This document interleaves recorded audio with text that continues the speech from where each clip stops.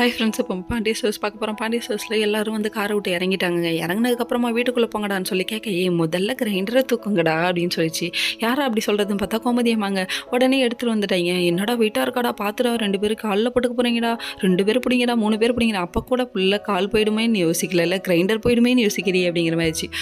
இப்போ அப்படி தாண்டி அப்படின்ட்டுச்சு. அதுக்கப்புறம் பார்த்தா பேரம் பேசுகிறாங்க. காரில் வந்தவங்க 4500ன்னு சொல்ல இவர் யோசிச்சுட்டு இருக்காங்க. நம்ம கதிர் ஒரு பக்கம் அவ்வளோலாம் ஆகாது, கொஞ்சம் பார்த்து பேசி பண்ணுங்கன்னு சொல்ல, நம்ம பாண்டியன் என்னடா அமைதியாக இருக்காருன்னு பார்த்தா இவர் எதிர்பாருங்கள் அப்படிங்கிற மாதிரி 5000 தூக்கி கொடுத்துட்டாரு. எப்பா நோட்டு தப்பா எண்ணிட்டாப்பான்னு சொல்லி பழனி சொல்ல, டேய் உழைக்கிறவங்களுக்கு கொடுக்கலாம்டா, தப்பு இல்லடாங்கிறாரு. திடீர்னு எப்பாப்பா இப்படி ஒரு மாற்றத்தை அனுபவிச்சிங்க அப்படிங்கிற மாதிரி ஆச்சு. அப்படிலாம் இல்லைப்பா, இது வந்துட்டு கோயிலுக்கு போயிட்டு வந்த சந்தோஷம் அப்படின்னு சொல்கிறாங்க. அதுக்கப்புறம் வீட்டுக்குள்ளே போகிறாங்க. வீட்டுக்குள்ளே போனதுக்கப்புறமா அந்த கிரைண்டரை எடுத்து வைக்கணும் வாங்கடான்னு சொல்லிட்டு செந்தியில் கூப்பிட்டு அலப்பறை பண்ணதை பார்க்கணுமே.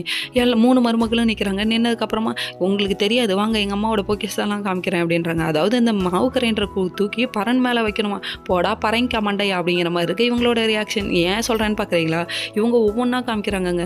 அதாவது இது 5 வயசில் வாங்கினது இந்த கிரைண்டரு, அதாவது யாருக்கு அரசிக்கு 5 வயசாக இருக்கும்போது வாங்கினது, அதனால நான் இதை யூஸ் பண்ணிட்டு தான் விடுவேன் அப்படிங்கிறாங்க.